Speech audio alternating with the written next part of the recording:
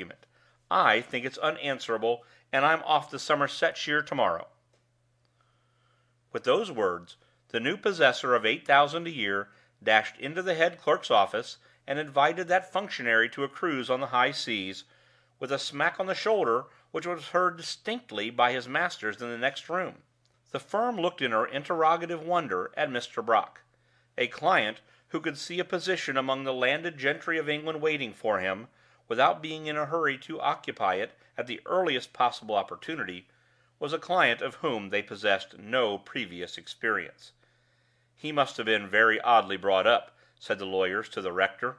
"Very oddly," said the rector to his lawyers. A last leap over 1 month more brought Mr. Brock to the present time, to the bedroom at Castletown in which he was sitting thinking, and to the anxiety which was obstinately intruding itself between him and his night's rest. That anxiety was no unfamiliar enemy to the rector's peace of mind. It had first found him out in Somersetshire 6 months since, and it had now followed him to the Isle of Man under the inveterately obtrusive form of Ozias Midwinter. The change in Allan's future prospects had worked no corresponding alteration in his perverse fancy for the castaway at the village inn. In the midst of the consultations with the lawyers he had found time to visit Midwinter, and on the journey back with the rector there was Allan's friend in the carriage, returning with them to Somersetshire by Allan's own invitation. The ex-usher's hair had grown again on his shaven skull, and his dress showed the renovating influence of an accession of pecuniary means. But in all other respects the man was unchanged. He met Mr. Brock's distrust with the old uncomplaining resignation to it; he maintained the same suspicious silence on the subject of his relatives and his early life; he spoke of Allan's kindness to him with the same undisciplined fervor of gratitude and surprise. "I have done what I could, sir," he said to Mr. Brock, while Allan was asleep in the railway carriage. "I have kept out of Mr. Armadale's way, and I have not even answered his last letter to me. More than that is more than I can do. I don't ask you to consider my own feeling toward the only human creature who has never suspected and never ill-treated me. I can resist my own feeling, but I can't resist the young gentleman himself. There's not another like him in the world. If we are to be parted again, it must be his doing or yours, not mine. The dog's master has whistled," said this strange man, with a momentary outburst of the hidden passion in him, and a sudden springing of angry tears in his wild brown eyes, "and it is hard, sir, to blame the dog when the dog comes." Once more Mr. Brock's humanity got the better of Mr. Brock's caution. He determined to wait and see what the coming days of social intercourse might bring forth. The days passed. The yacht was rigged and fitted for sea.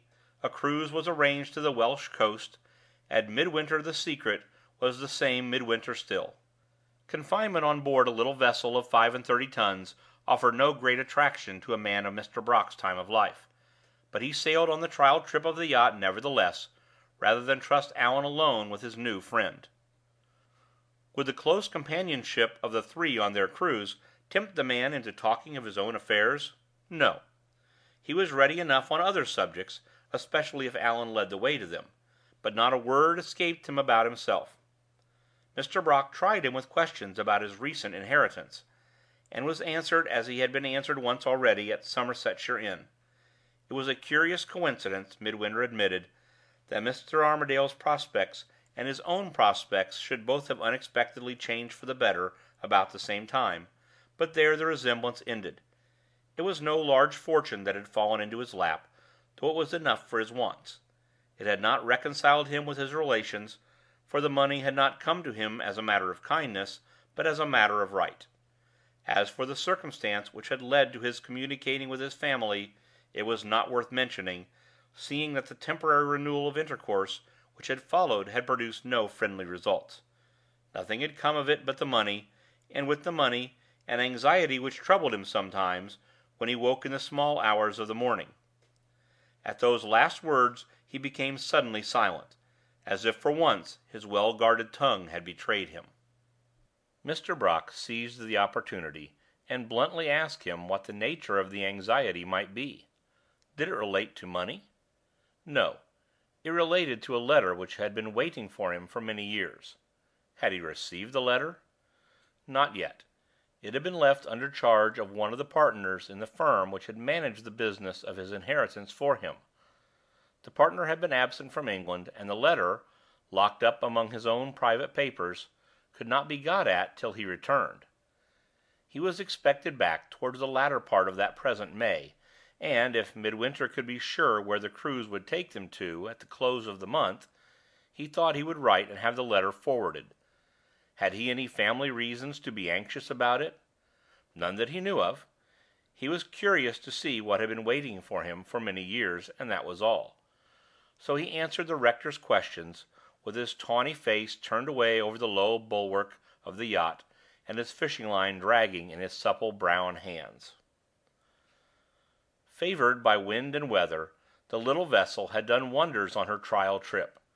Before the period fixed for the duration of the cruise had half expired, the yacht was as high up on the Welsh coast as Holyhead, and Allan, eager for adventure in unknown regions, had declared boldly for an extension of the voyage northward to the Isle of Man. Having ascertained from reliable authority that the weather really promised well for a cruise in that quarter, and that, in the event of any unforeseen necessity for a turn, the railway was accessible by the steamer from Douglas to Liverpool, Mr. Brock agreed to his pupil's proposal. By that night's post he wrote to Allan's lawyers and to his own rectory, indicating Douglas in the Isle of Man as the next address to which letters might be forwarded. At the post-office he met Midwinter, who had just dropped the letter into the box.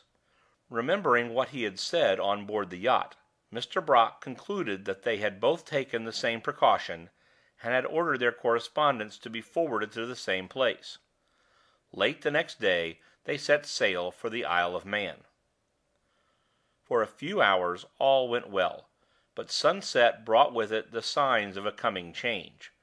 With the darkness the wind rose to a gale, and the question whether Allan and his journeyman had or had not built a stout sea-boat was seriously tested for the first time. All that night, after trying vainly to bear up for Holyhead, the little vessel kept the sea, and stood her trial bravely. The next morning the Isle of Man was in view, and the yacht was safe at Castletown. A survey by daylight of hull and rigging showed that all the damage done might be set aright in a week's time. The cruising party had accordingly remained at Castleton, Allan being occupied in superintending the repairs, Mr. Brock in exploring the neighborhood, and Midwinter in making daily pilgrimages on foot to Douglas and back to inquire for letters. The first of the cruising party who received the letter was Allan. "More worries from those everlasting lawyers," was all he said when he had read the letter and had crumpled it up in his pocket. The rector's turn came next, before the week's sojourn at Castletown had expired. On the 5th day he found a letter from Somersetshire waiting for him at the hotel. It had been brought there by Midwinter, and it contained news which entirely overthrew all Mr. Brock's holiday plans. The clergyman who had undertaken to do duty for him in his absence had been unexpectedly summoned home again, and Mr. Brock had no choice, the day of the week being Friday, but to cross the next morning from Douglas to Liverpool, and get back by railway on Saturday night in time for Sunday's service. Having read his letter, and resigned himself to his altered circumstances as patiently as he might, the rector passed next to a question that pressed for serious consideration in its turn.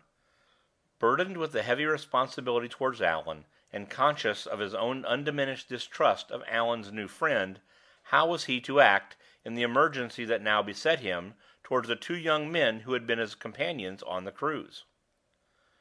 Mr. Brock had first asked himself that awkward question on the Friday afternoon, and he was still trying vainly to answer it, alone in his own room, at 1 o'clock on the Saturday morning. It was then only the end of May, and the residence of the ladies at Thorpe Ambrose, unless they chose to shorten it of their own accord, would not expire till the middle of June. Even if the repairs of the yacht had been completed, which was not the case, there was no possible pretense for hurrying Allan back to Somersetshire.